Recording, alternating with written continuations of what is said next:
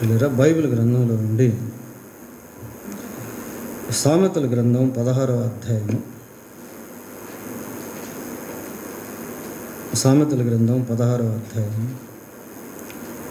3వ వచనాన్ని చదువుకుందాం. నీ పనుల భారము యెహోవా మీద నుంచుము, అప్పుడు నీ ఉద్దేశములు సఫలమగును. నీ పనుల భారము యెహోవా మీద ఉంచుము, అప్పుడు నీ ఉద్దేశములు సఫలమగును. ఈ భారము అనేటువంటి మాట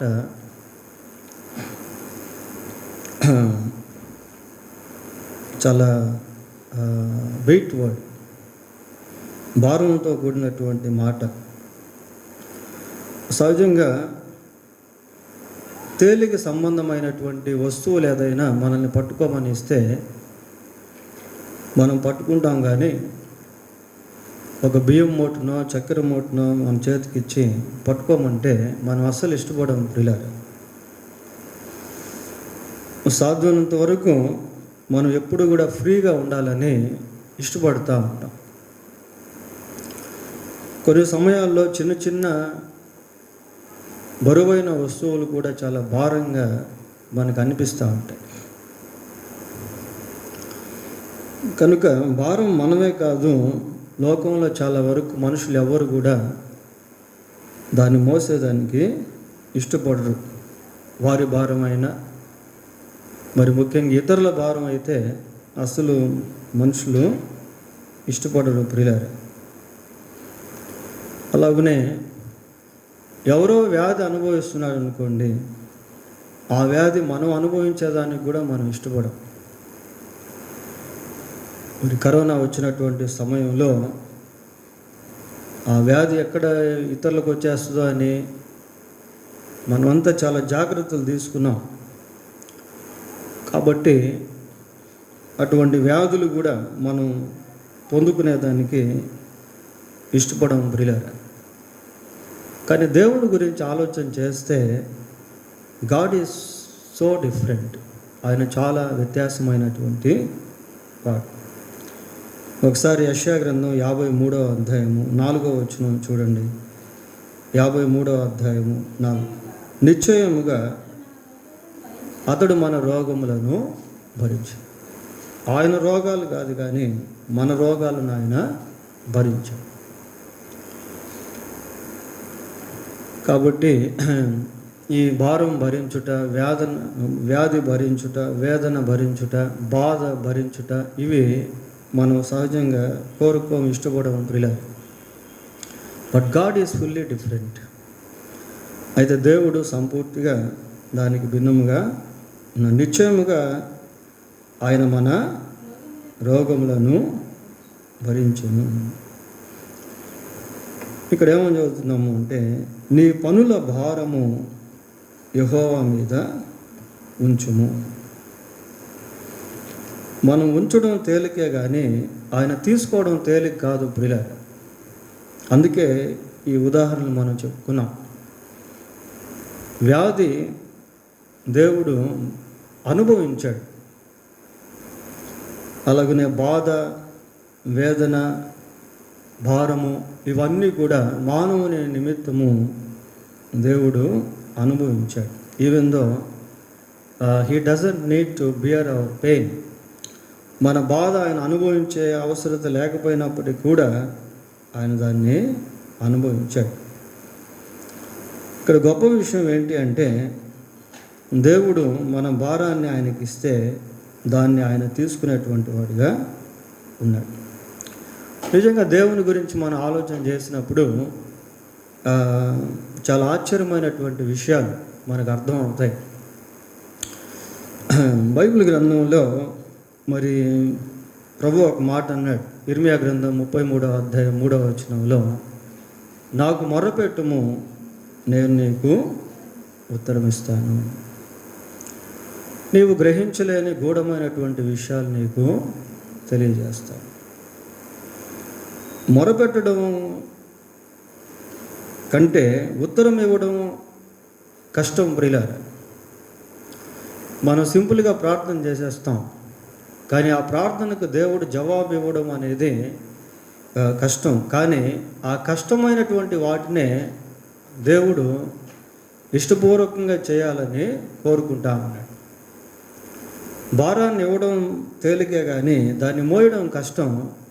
అయినా కూడా నీ పనుల భారం యెహోవా మీద మోపుము. పేతురు రాసిన మొదటి పత్రిక 5వ అధ్యాయము 7వ వచనం చూడండి. 5వ అధ్యాయం 7వ. ఆయన మిమ్మును గూర్చి చింతించున్నాడు కనుక మీ చింత యావత్తు ఆయన మీద వేయండి, ఆయన మీద వేయండి అంటున్నాడు. మనం ఎప్పుడైతే మన చింతను దేవుని మీద వేస్తామో ఇక అది మన మీద ఉండదు, ఆయన తీసుకుంటాడు. మరి దేవుడు ఇట్లాంటి ప్రతికూలమైనటువంటి వాటిని, అంటే మనం ఇష్టపడినటువంటి వాటిని ఆయన ఇష్టపడుతూ ఉన్నాడు తీసుకునేదానికి. మీ చింత యావత్తు ఆయన మీద వేయండి. ఈ మాటలు అక్కడక్కడ మనకు కనిపిస్తూ ఉంటాయి ప్రియులారా.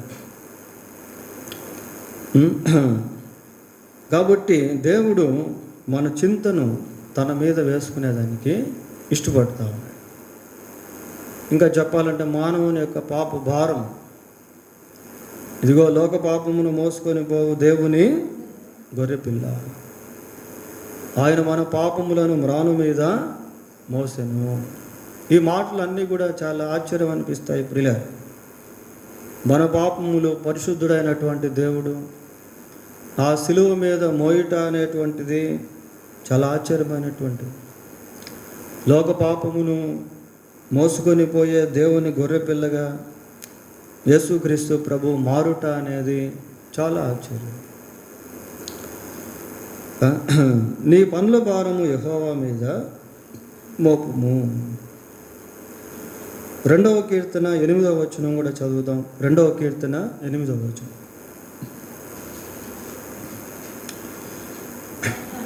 నన్ను అడుగుము, జనములను నీకు స్వాస్థ్యముగాను భూమిని దిగంతముల వరకు సొత్తుగాను ఇచ్చదు. నన్ను అడుగుము, జనములను నీకు స్వాస్థ్యముగా ఇస్తాను అంటున్నాను. ప్రియులారా, ఇవన్నీ మనం స్వతహాగా సంపాదించుకునేటువంటివి కావు. డబ్బైనా మనం సంపాదించుకోవచ్చు, కానీ ఒక ఆత్మను మనం సంపాదించుకోలేము. అయితే ఇక్కడ దేవుడు అంటున్నాడు, నన్ను అడుగుము, జనములను నీకు స్వాస్థ్యంగా ఇస్తాను. కాబట్టి లోకంలో మన స్వాస్థ్యం ఏంటి అంటే నశించిపోతున్న ఆత్మలు. అదే దట్ ఈస్ అవర్ హెరిటేజ్, అదే మన స్వాస్థ్యము. నన్ను అడుగుము, జనములను నీకు స్వాస్థ్యముగా ఇస్తాను, స్వాస్థ్యముగా ఇస్తాను. కాబట్టి మరి ఇవన్నీ కూడా మనం చేయాల్సినవి చేసి దేవుని దగ్గర నుండి తీసుకోవాల్సినటువంటివి తీసుకోవాలి. ఆయన అడిగితే ఆయన మనకు స్వాస్థ్యముగా ఎవరిని ఇస్తారట? మనుషులను ఇస్తాడు, జనములను ఇస్తాడు.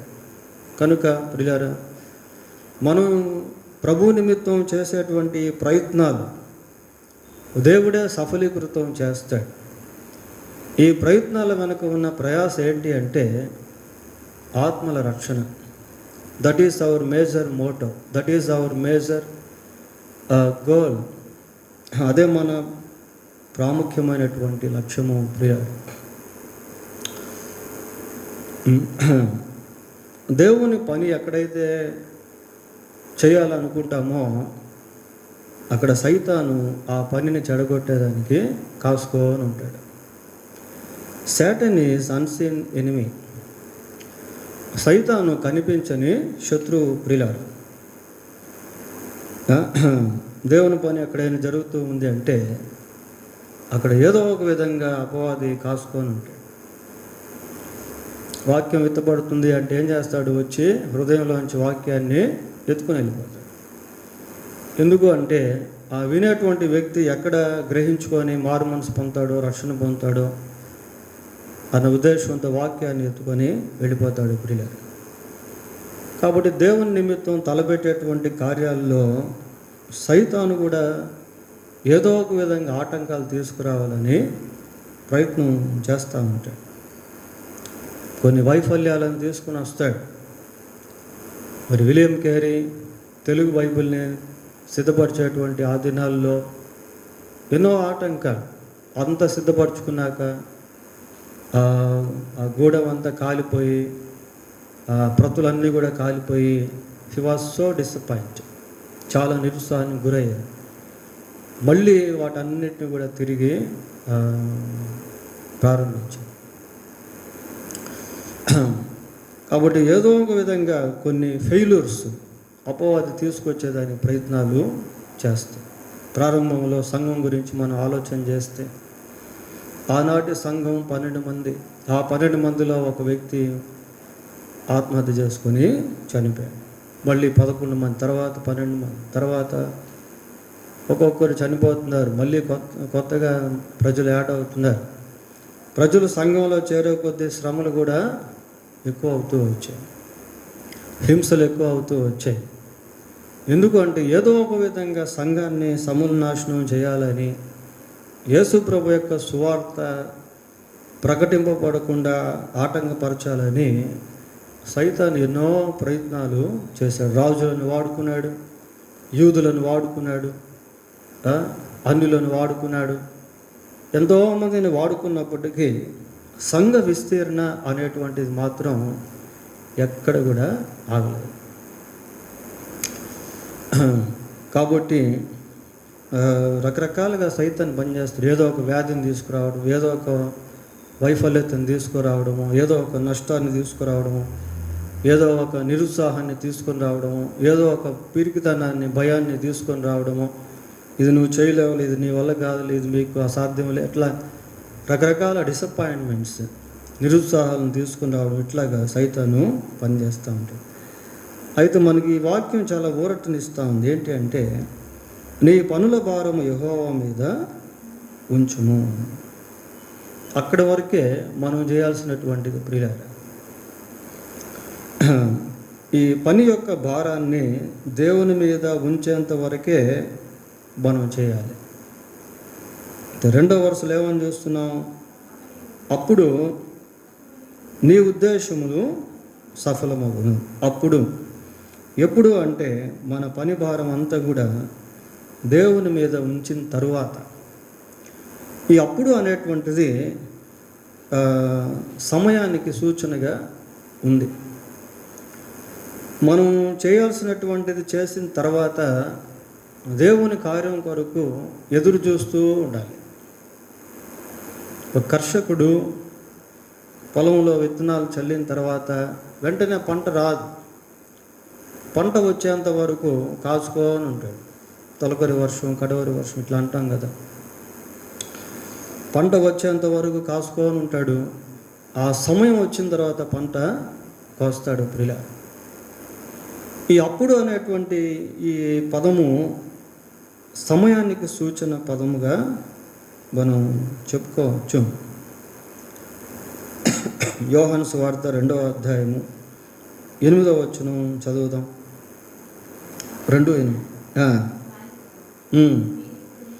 మీరు ఇప్పుడు ముంచి విందు ప్రధాని వద్దకు తీసుకుని పోండి. ఇక్కడ ఇప్పుడు అనేటువంటి పదం చూస్తాము.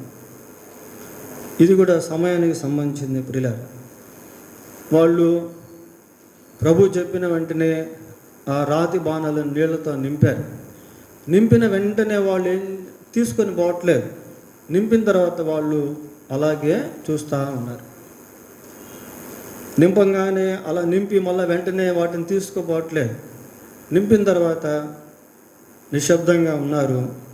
ప్రభువు మళ్ళీ స్వతహాగా మాట్లాడుతున్నాడు. బాబు, ఇప్పుడు మీరు తీసుకుని వెళ్ళండి. ఇక టైం అనేది మనం చూస్తాం ప్రియ. మరియమ్మతో కూడా ప్రభువు మాట్లాడుతూ నా సమయం ఇంకా రాలేదు అని చెప్తాం. కాబట్టి మనం చేయాల్సినటువంటి పని చేసి ఆయన సమయంలో కార్యం జరిగే దాని కొరకు మనం ఎదురు చూస్తూ ఉంటాం. ఇంకా మనం ఏం చేయాల్సిన పనిలే, వెయిట్ అండ్ సీ, ఎదురు చూస్తూ ఉండడం ప్రియులారా.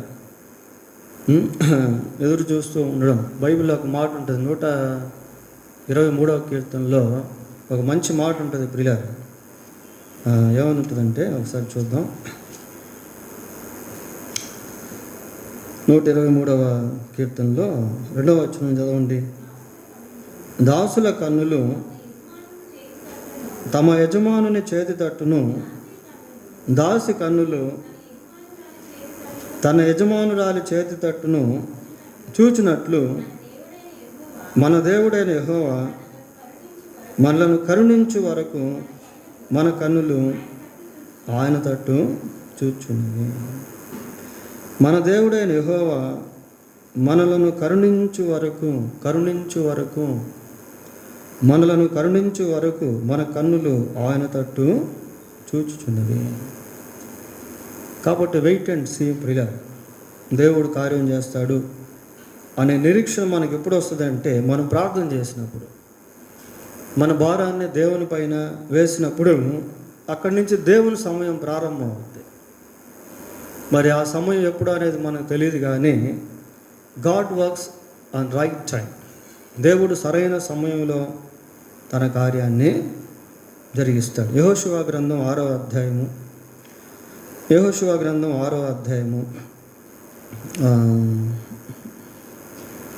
22వ వచనం చూడండి.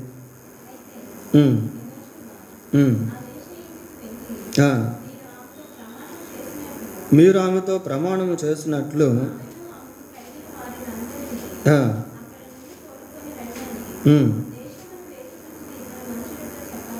చాలా ఇక్కడ కూడా ఒక టైం అనేది మనం చూస్తాం. ఆ వేగు చూచేటువంటి వారు ఇశ్రాయేలు ప్రజలు యెరికోకు రాకముందు వెళ్ళి వేగు చూశారు. ఆ సమయంలో రాహాబు ఆ వేగుల వారిని దాచిపెట్టి వారి ప్రాణాలని కాపాడింది. వాళ్ళు వెళ్ళేటప్పుడు వాగ్దానం చేసి వెళ్ళారు, అమ్మా మళ్ళీ మేము వచ్చినప్పుడు ఇదిగో మీ ఇంటి వారిని కాపాడుతాము. ఇప్పుడు ఆ పరిస్థితి ఎలాగుంది అంటే అంత హడావిడిగా ఉంది. యెరికో గోడలు కూలిపోతూ ఉన్నాయి. యెరికోలో ఉన్న అంతా కూడా శపించబడి ఉంది. ఆ 24వ వచనం చదవండి ఒకసారి. అప్పుడు వారు ఆ పట్టణమును దానిలోని సమస్తమును అగ్ని చేత కాల్చి వేసరి. అటువంటి పరిస్థితి ప్రియులారా. ఆ పట్టణమును అందులో ఉన్న సమస్తాన్ని కూడా అగ్ని చేత కాల్చేటువంటి ఆ సమయంలో యెహోషువ ఈ రాహాబు యొక్క కుటుంబీకులను జ్ఞాపకం చేసుకుంటా, మీరు వెళ్ళి ఆ స్త్రీని, ఆమెకు సంబంధించినటువంటి వాళ్ళందరినీ కూడా తీసుకురండి. ప్రియులారా, దేవుడు ఆ రీతిగా రాహాబును కాపాడాడు. ఎందుకు అంటే రాహాబు పట్ల దేవునికి ఒక భవిష్యత్తు ప్రణాళిక అనేది ఉంది. మనం చూస్తాం కదా, మత్తయి సువార్తలో రాహాబు యొక్క పేరు కూడా రాసి ఉంది. యాకోబు రాసిన పత్రికలో కూడా రాహాబు యొక్క పేరు మనకు కనబడుతుంది. రూతు గ్రంథంలో కూడా రాహాబు యొక్క పేరు మనకు కనబడుతుంది.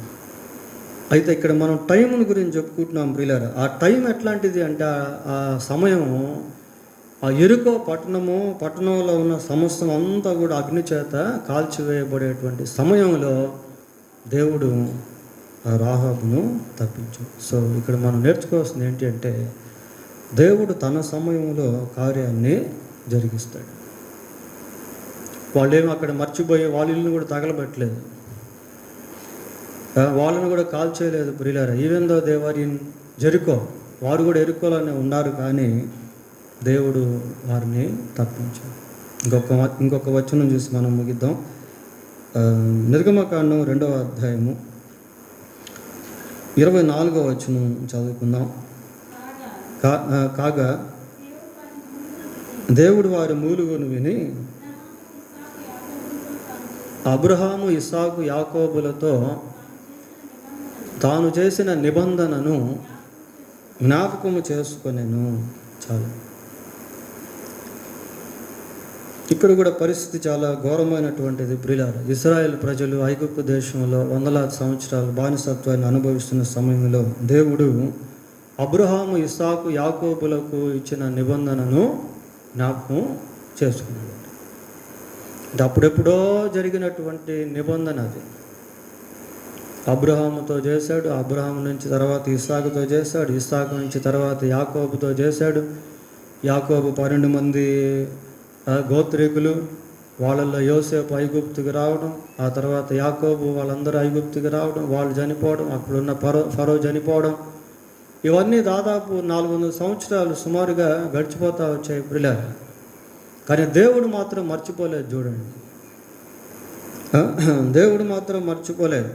ఆ రాహాబు విషయంలో అదే మనం చూస్తాం, ఇక్కడ ఇశ్రాయేలు ప్రజల విషయంలో కూడా అదే మనము చూస్తాం. అన్ని సంవత్సరాలు అయిపోయిన తర్వాత దేవుడు కరెక్ట్గా అబ్రహాముతో చెప్పినటువంటి సమయం నన్నూరు అంటాడు. మరి ఆదికాండం 15వ అధ్యాయంలో మనం చూస్తాం 400 సంవత్సరాలు.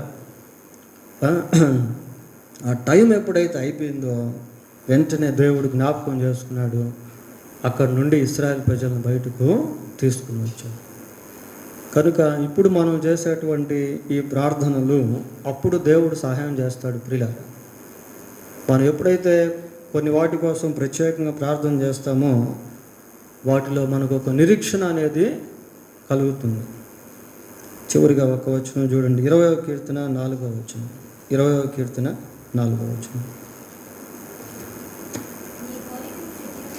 నీ కోరికను సిద్ధింపచేసి నీ ఆలోచన యావత్తును సఫలపరచును గాక.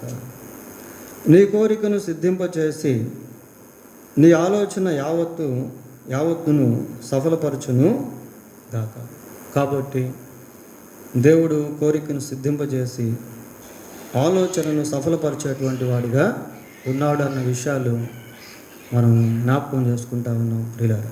దేవుడి కొద్ది మాటలను దీవించిన గాక. చిన్న ప్రార్థన చేసుకొని తర్వాత ఈ రాత్రి ప్రత్యేకంగా మిలేనియం సిల్వర్ జూబ్లీ క్యాలెండర్ కొరకు ప్రార్థన చేద్దాం. చిన్న ప్రార్థన చేసుకుందాం. పరిశుద్ధుడైన మా తండ్రి, మీకు వందనాలు స్తోత్రాలు చెల్లిస్తూ ఉన్నాం. మా పనుల భారం మీ మీద ఉంచినప్పుడు మీరు మా ఉద్దేశములను సఫలపరిచే దేవుడుగా ఉన్నందుకై మీకు స్తోత్రాలు.